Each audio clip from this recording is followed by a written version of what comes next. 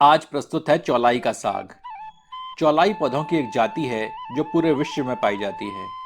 English में इसे आमारांथ leaves कहते हैं।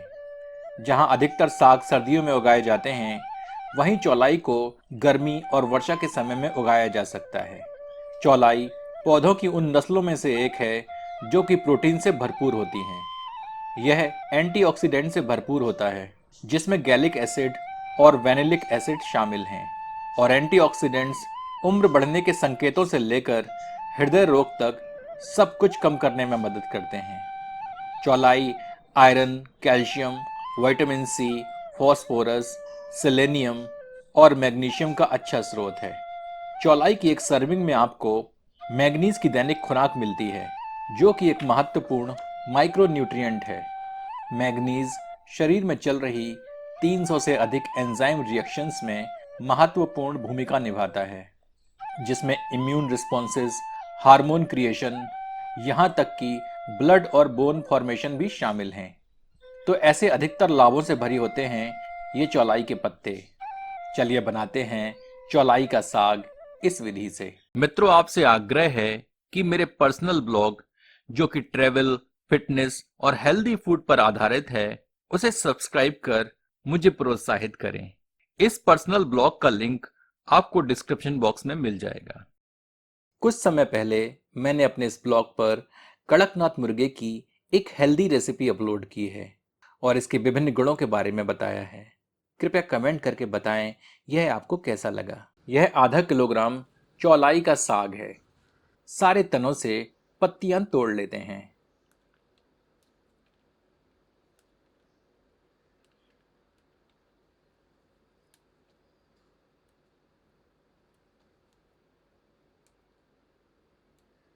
यह हमने सारी पत्तियां एकत्र कर ली हैं। इन्हें 2-3 बार पानी में अच्छी तरह धो लेते हैं।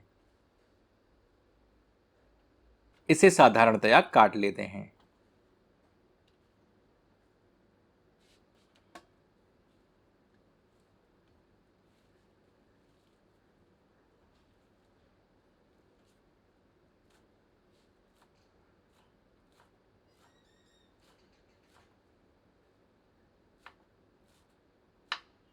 हमने पूरे साग को काट लिया है। यह एक मध्यम आकार की प्याज है। इसे पतली फांकियों में काट लेते हैं।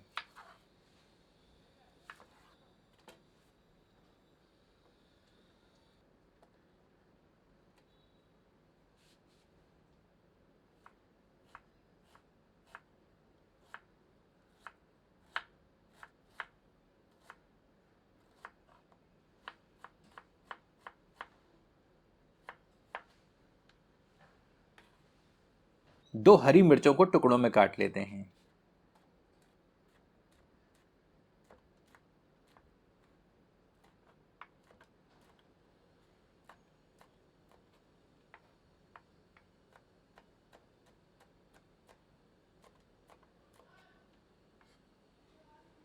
एक खल मूसर में 8 से 10 लहसुन की कलियां लेते हैं।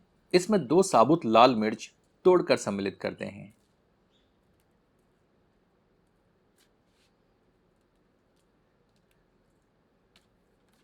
इन्हें एक साथ कूट लेते हैं।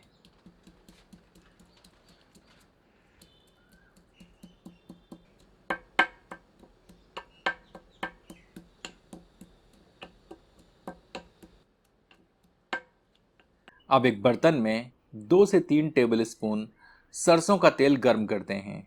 गर्म तेल में आधा टीस्पून अजवाइन डालते हैं। इसमें 2 चुटकी हींग सम्मिलित करते हैं। इन्हें कुछ क्षण भूनते हैं।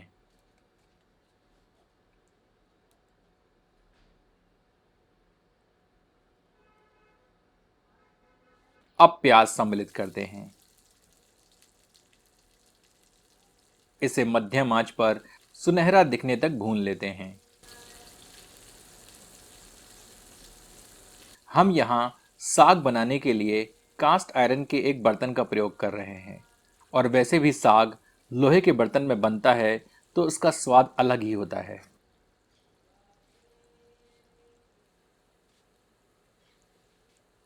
प्याज भुनने के उपरांत कुटे हुए लहसुन और लाल मिर्च को सम्मिलित करते हैं।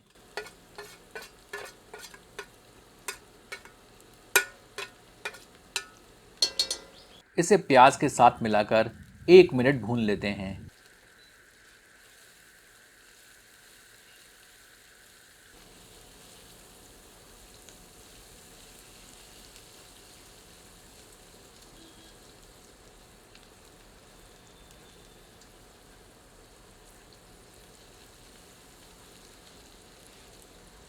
अब हरी मिर्च सम्मिलित करते हैं।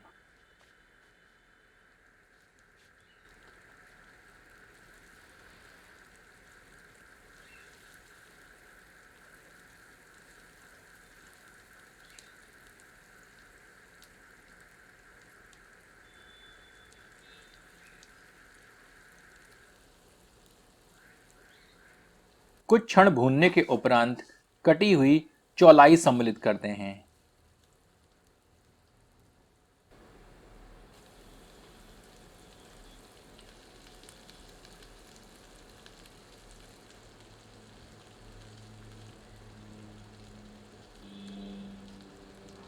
आधा टीस्पून नमक सम्मिलित करते हैं और आंच तीव्र करके चौलाई को अन्य सामग्री के साथ मिलाकर भूनते हैं।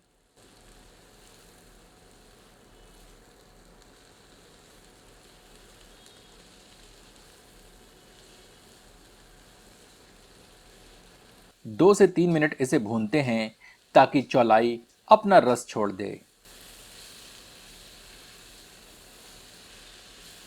तत्पश्चात आंच धीमी करके इसे 10 मिनट धीमी आंच पर पकाते हैं ताकि भाप में चौलाई अच्छी तरह पक जाए।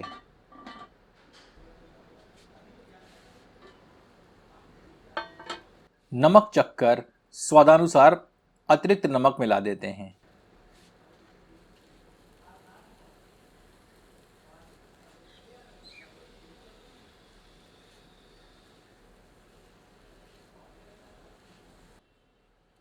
इसे पुनः ढककर 2 मिनट धीमी आंच पर पकाते हैं।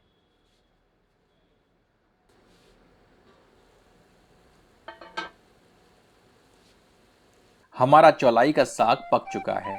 यदि आपको अच्छी तरह भुना हुआ साग पसंद हो तो इसे 2 मिनट तीव्र आंच पर भूनते हैं, जैसा कि हम कर रहे हैं।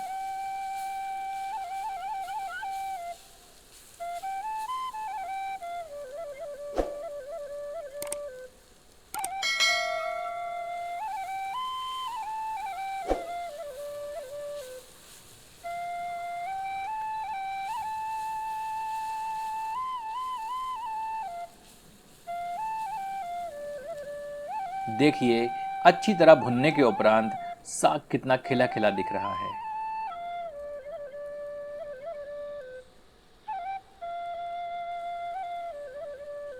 आपसे आग्रह है कि एक बार चौलाई का साग इस विधि से बनाकर अपना अनुभव हमसे साझा करें।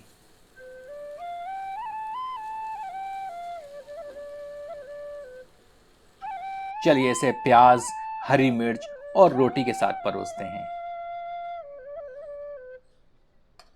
चखकर देखते हैं कि चौलाई का साग कैसा बना है।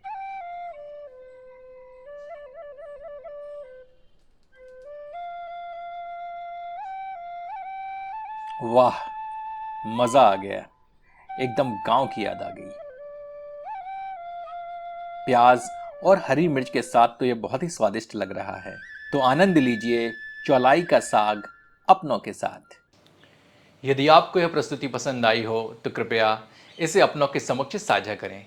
धन्यवाद।